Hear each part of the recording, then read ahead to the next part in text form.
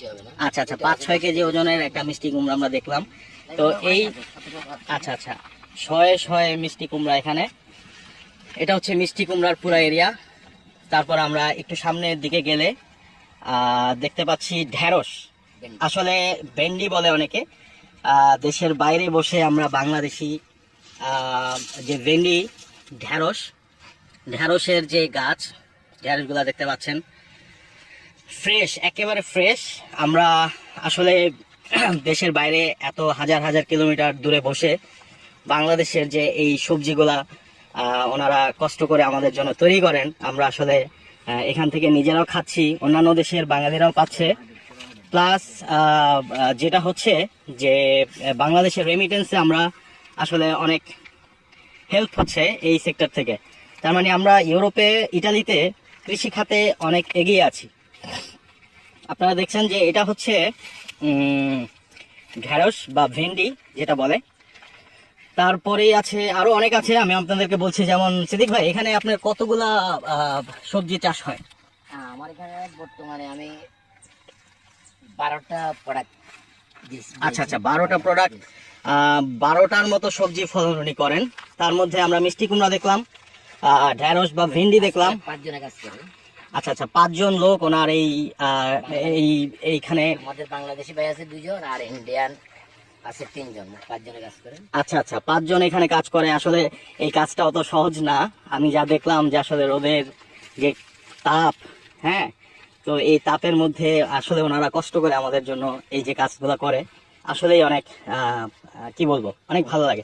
এই যে আমরা ঢুকে মানে চলে আসছি, এটা হচ্ছে বাংলাদেশি দুই প্রকারের সিম আছে, এটাকে রূপবান বলা হয়। আচ্ছা আচ্ছা, এটা হলো এটা একটা সিম, সাদা সিম বলা হয়, এবং এটা হলো রূপবান। আচ্ছা আচ্ছা আচ্ছা, হ্যাঁ, এই সিমটা, এই আরেকটা সিম, দুই রকমের রূপবান সিম। এই যে ওকে, অনেক সুন্দর, অনেক সুন্দর। আসলে আমার কাছে, আমি নিজেই অবাক যে দেশের বাইরে হাজার হাজার কিলোমিটার দূরে বসে আমরা দেশের সেই ভালোবাসা, ভালো লাগাটা পাচ্ছি। দেশের যে সিম থেকে শুরু করে সব রকমের ফলন, তরি তরকারি সবকিছু পাচ্ছি। এই যে দেখেন,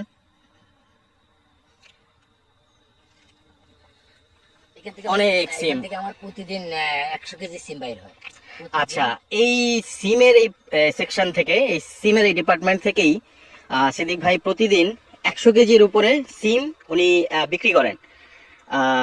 তার মানে হিউজ একটা, অনেক। দেখেন ওই বিশাল, ওই মাথা দেখা যাচ্ছে না, এরকম শেড তৈরি করা, বিশাল একটা আমি বলবো একটা সফলতা আসলে বাঙালি সেক্টরে, এই দেশের বাইরে এত দূরে থেকে। আচ্ছা, এই যে আমরা চলে আসছি, এটা হচ্ছে মরিচের। আচ্ছা, আমি একটু বলে নিই, আমাদের সাথে 100-র উপরে লোকজন আছেন। সবাইকে থ্যাঙ্কস আমাদের সাথে থাকার জন্য। আসলে আপনাদের সাথে শেয়ার করছি আজকে, এত সুন্দর একটা জায়গায় আসতে পারে নিজের কাছে অনেক ভালো লাগছে। এই জায়গাটা লোকের অভাব ছিল, যেহেতু করোনাতে ইন্ডিয়ান প্রায় 3 লাখ 3.5 লাখ ইন্ডিয়ান লোক আটকে গেছে ইন্ডিয়াতে।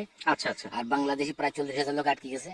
তো আমি বাংলাদেশ সরকারকে অনুরোধ করবো, অনেকখানে তো আপনারা অনেক ধরনের কিছু চালাকি করেন রাজনীতিকে ভাবে, তবে বাংলাদেশ করোনার ব্যাপারটাতে নিয়ে আমাদের যে প্রবাসী ভাইগুলা দেশে আটকে গেছে, ওদের প্রবাসে আনার ব্যবস্থাটা আপনারা যদি করেন বাংলাদেশ সরকার, তাহলে আমরা অনেক উপকৃত হই। যেহেতু আমরা ইদানিং কালে লোকের অভাবে আমরা অনেক কাজ করতে পারতেছি। আসলে সিদ্দিক ভাই যেটা বলতে চাচ্ছে যে ওনার এই 5 হেক্টর জায়গার মধ্যে যেই আবাদটা হচ্ছে, কৃষি কাজের যে আবাদটা হচ্ছে, উনি আসলে ঠিক মতো কাজটা করতে পারতেছেন একমাত্র লোকের অভাবে। কারণ বাংলাদেশে এই করোনার কারণে যে বাংলাদেশে অনেক শ্রমিক বা আমাদের অনেক ভাইরা আটকে আছেন, তারা আসতে পারতেছে না। প্রায় 30,000-এর উপরে, হ্যাঁ, 30,000-এর উপরে বাংলাদেশে আটকে আছে। তো এই যে লোকের অভাবে সিদ্দিক ভাই ঠিক মতো ফলন করতে পারছে না। এই যে দেখেন আপনারা এখানে কাঁচামরিচের গাছ, এই যে কাঁচামরিচ দেখেন, সুন্দর তরতাজা। কেউ যদি এখানে আসতেও চান, আসতে পারেন এখান থেকে সরাসরি। আমার মনে হয় আপনারা নিতেও পারবেন সময় করে আসলে। চলেন আমরা একটু সামনের দিকে যাই, আরো অনেক বাকি আছে, অনেকগুলো ডিপার্টমেন্ট। কাঁচামরিচের পরে সামনে আছে যেটা, সেটা হলো সিদ্দিক ভাই, সামনে এটা কি? এটা যে বেগুন হচ্ছে সামনে, বেগুনের আবার দুইটা জাত আছে দেখলাম। আমি আসলে অনেক আগে এসেছি এখানে, দুপুর থেকে ঘুরছি, নিজের হাতে ফল সবজি ছিঁড়ছি, দেখছি, অনেক মানে ভালো লাগছে। যাই হোক, এটা হচ্ছে আপনার বেগুনের যেই ইয়েটা, বেগুন ধরে আছে গাছে গাছে। আসলে লোকের, আচ্ছা সিদ্দিক ভাই, আমি খেয়াল করলাম যে বেশ কিছু গাছ আবার মরেও গেছে, এটা কেন ভাইয়া? ভাই সবচেয়ে বড় কথা হলো কি, আমার এই ব্যাপারে কোনো অভিজ্ঞতা ছিল না। তারপর আমি আসছি, আসার পরে যে যখন এখানে কিছু মেডিসিনের ব্যাপার আছে এবং এই দেশের ওয়েদারের ব্যাপার আছে এবং ওইটা একজন অভিজ্ঞ লোকের দরকার ছিল। হ্যাঁ, তো সবকিছু নিয়ে আমি অনভিজ্ঞ ছিল আমার, এবং আমি লোক পাই নাই, লোকগুলা সব দেশে আটকা ছিল। যে আমার এখানে একটা পার্মানেন্ট লোক কাজ করার কথা ছিল, যাকে আমরা এখানে কৃষিকাজের উপরে যাকে আমরা ইঞ্জিনিয়ার বলি। তো এই ভদ্রলোকটা দেশে আটকা গেছে, দেশ থেকে আসতে পারে নাই। ওরা আমি কি করবো, আর আমি নিজের উদ্যোগে নিয়ে এই কাজটাই করছি। আচ্ছা আচ্ছা। তো দর্শক, আসলে কিছু এখানে দেশের বাইরে আসলে আমাদের দেশের সাথে অনেক কিছুই ডিফারেন্স, এখানের মাটির ব্যাপার আছে, এই দেশের ওয়েদারের ব্যাপার আছে। তো সিদ্দিক ভাই যেটা বললো যে ওনার আসলে ওইরকম অভিজ্ঞতা ছিল না, উনি এই ব্যবসায় নতুন নেমেছে, তো যার কারণে উনি অনেক কিছু হয়তো কিছু প্রবলেম বা ভুল বোঝার কারণে ওনার কিছু গাছ দেখলাম যে একটু ধ্বংস আর কি। এই গাছগুলো আমি কেটে দিয়েছি। আচ্ছা, এগুলা হচ্ছে, এই গাছটা কেটে দিয়েছি, যদি আমি কয়েকটা গাছ একসাথে মিশ্রিত করে ফেলেছি। আচ্ছা আচ্ছা, মিশ্রিত করাতে এখন আমার একটা গাছ হইতেছে না, তখন আমি একটা গাছকে কি করছি, একটা গাছ রাখি আরেকটা গাছকে কাটে দিয়েছি। আচ্ছা আচ্ছা, ওইটা যে গাছ ছিল, এইটা হচ্ছে আপনার করলা। এই যে করলাগুলো দেখতে পাচ্ছেন, একেবারে ফ্রেশ, গাছটা কাটে দিয়েছি, একেবারে ফ্রেশ করলা। 100 কেজি, হ্যাঁ 100 কেজি উনি পার ডে ওই ওখান থেকে ঢেঁড়স, যেটা ভেন্ডি, না সিম না ভেন্ডি বাইরে 50 কেজি। আচ্ছা আচ্ছা, এইটা হচ্ছে আপনার ঝিঙ্গা। ওয়াও, জোস ঝিঙ্গা। দেখেন, আমরা দেশের বাইরে ইউরোপের মাটিতে বসে বাংলাদেশি ঝিঙ্গা, চিচিঙ্গা, করল্লা, তারপর লাউ, মিষ্টি কুমড়া সবকিছুই দেখছি। ওকে, এখানে হচ্ছে ঝিঙ্গা, তারপর আপনারা দেখলেন করল্লা, তারপর সামনের দিকে যাই, সামনে আরো অনেক রকমের ইয়ে আছে।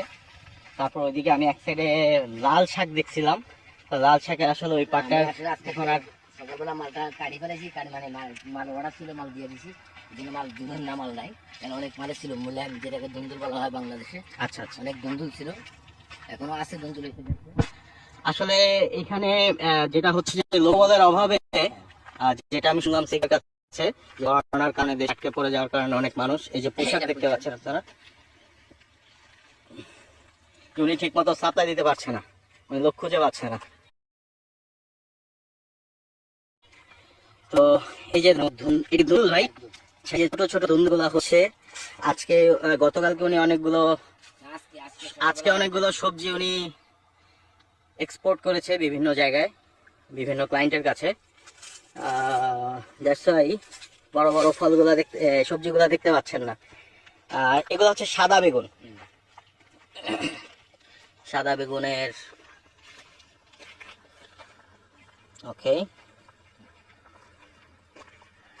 বেগুন খুঁজতেছি আমি, এই যে পাওয়া গেছে বেগুন, সাদা বেগুন একেবারে তরতাজা। দেখেন, ইচ্ছা করছে এখান থেকে কেটে এখানে বসে রান্না করে খাই, এত তরতাজা। ওই যে লাউ দেখা যাচ্ছে দূরে, এটা লাউয়ের শেড, লাউ পাতা, আপনারা দেখতে পাচ্ছেন লাউ, একই শেডে লাউয়ের নিচে আছে আবার পুঁইশাক। এখানে আবার আসলে এটা ইউরোপের কান্ট্রি হওয়াতে যেটা হয় যে আসলে এখানকার টেকনোলজিও একটু উন্নত।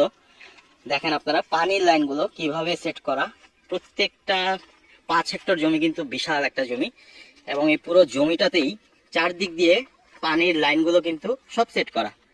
জাস্ট আপনি অন করে দিলেই জায়গায় মতো পানি চলে যাবে।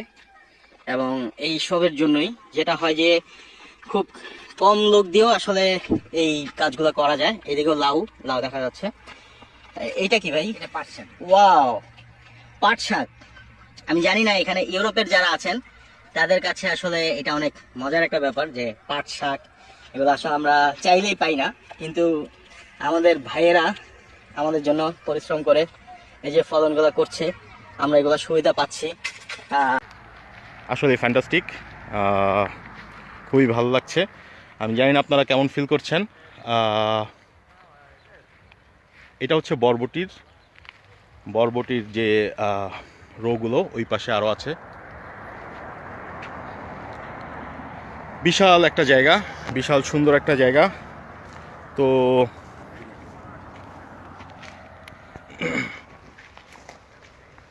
আশা করি আপনাদের কাছে ভালো লেগেছে। ভালো লাগলে একটা শেয়ার করবেন। আপনার একটা শেয়ারে হয়তো আমাদের আরও প্রবাসী ভাই বোনেরা দেখতে পাবে, ভালো লাগবে।